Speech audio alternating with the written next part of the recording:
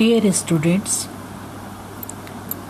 बच्चों, आज आप लोगों को ग्रुप स्वतंत्रता के समय से भारतीय राजनीति के अंतर्गत या politics in India since independence के तहत हम लोग पहला चैप्टर देख रहे थे, जिसके अंतर्गत हम लोग क्वेश्चन और आंसर को कर रहे थे।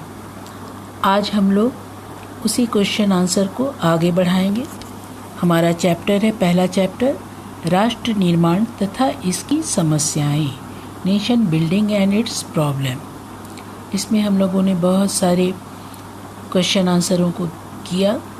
आज हम लोग एक क्वेश्चन को फिर करेंगे जो ग्रुप डी या ग्रुप सी के अंतर्गत आते हैं। ये क्वेश्चन है आप लोगों का, शरणार्थी पुनर्वास किस प्रकार एक जटिल समस्या बन गई। क्वेश्चन एक बार फिर, शरणार्थी पुनर्वास किस प्रकार एक जटिल समस्या बन गई। ये हम लोगों ने इस चैप्टर में देखा कि किस तरह से हमारे भारत के विभाजन के उपरांत हमारे देश में शरणार्थियों की बहुत ज़्यादा तादाद में हमारे देश में शरणार्थी आ गए थे, जिसके कारण बहुत सारी समस्या तो उत्पन्न हुई थी, लेकिन इनके पुनर्वास की गंभीर समस्या को जन्म दिया। सन 1947 में हजारों की संख्या में शरणार्थी रोज नई दिल्ली रेल से आते थे। उन्हें अपने पुश्तैनी घर से पाकिस्तान में हो रहे बड़े पैमाने पर आतंक ने बाहर निकाल दिया था। यानी क्या था कि पाकिस्तान के क्षेत्र में जो बंटवारा हुआ पाकिस्तान का, उस क्षेत्र में भी बहुत सारे हिंदू संप्रदाय के लोग रह रहे थे। चूँकि ये उनका पुश्तैनी, वहाँ पर उनका घर था, रोजी रोजगार थे, व्यवसाय था, खेती गृहस्थी थी, तो इन सभी चीज़ों के साथ उस क्षेत्र में वो रह रहे थे। लेकिन जब पाकिस्तान का बंटवारा हो गया तो इसके तहत क्या हो गया कि पाकिस्तान सरकार इन पर बहुत कहर ढाना शुरू किया और अपने देश से बाहर निकाल दिया। तो हिंदुओं के खिलाफ जनसंहार, लूटपाट, बलात्कार और तोड़ फोड़ के फलस्वरूप भारतीय सीमा की तरफ मुसलमान के खिलाफ घृणात्मक अपराधों को जन्म दिया।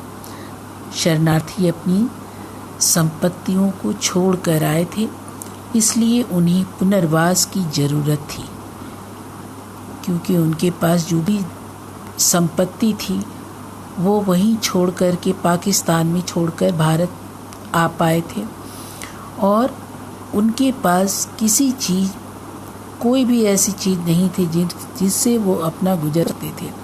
तो इसलिए जब भारत में वो आए तो उनके पुनर्वास की बहुत बड़ी ज़रूरत थी।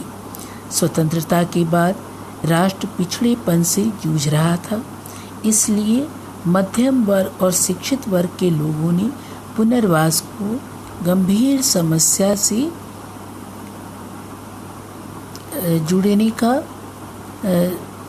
जुड़ने के साथ साथ बहुत सूझबूझ से इस समस्या को सुलझाने का प्रयास किया था। राजनीतिक नेतृत्व ने शायद यह कभी नहीं सोचा होगा कि विभाजन की समस्या से जनसंख्या पलायन की इतनी बड़ी समस्या हो जाएगी। क्योंकि उस क्षेत्र में बसे हुए जितने भी हिंदू संप्रदाय के लोग थे, उनको वहाँ से निकाला जाने लगा। उस क्षेत्र में बहुत सारे हिंदू बिरादरी के लोग वहाँ पर बस रहे थे,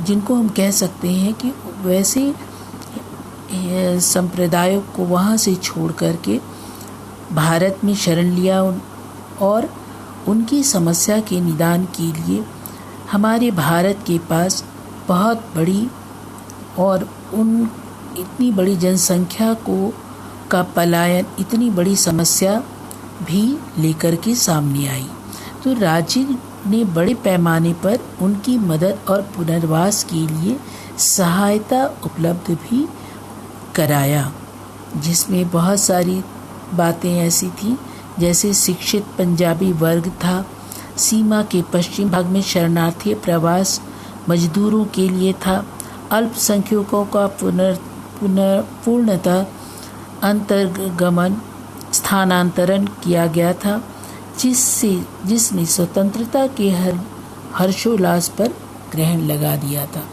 तो यहाँ पर हम ये देखते हैं कि शरणार्थी पुनर्वास की जो समस्या थी एक बहुत बड़ी जटिल समस्या बन गई, चूँकि पाकिस्तान से बहुत बड़ी तादाद में लोग भारत आ गए थे और जिससे कि भारत में उनका पुनर्वास के लिए भारत सरकार के समक्ष एक बहुत बड़ी समस्याओं का सामना भी करना पड़ा था।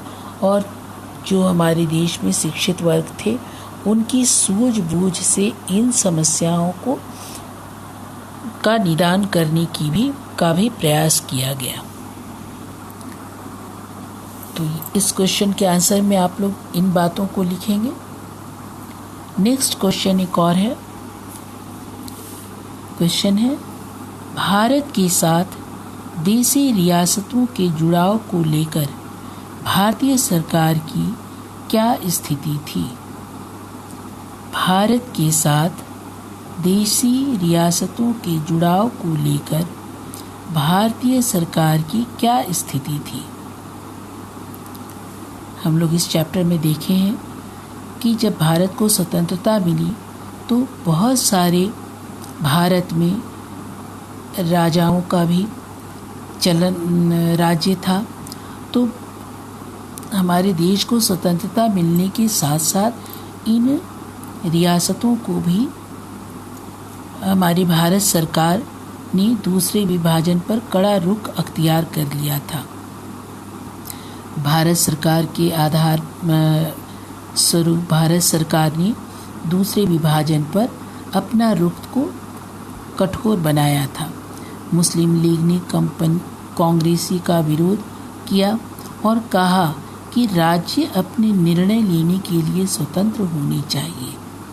यानी मुस्लिम लीग जो एक पार्टी थी वो कांग्रेस का विरोध कर रही थी। राज्य अपने निर्णय लेने के लिए स्वतंत्र होना चाहिए, उसने ऐसा भी कहा। लेकिन पटेल तत्कालीन भारतीय गृह मंत्री थे, जिन्हें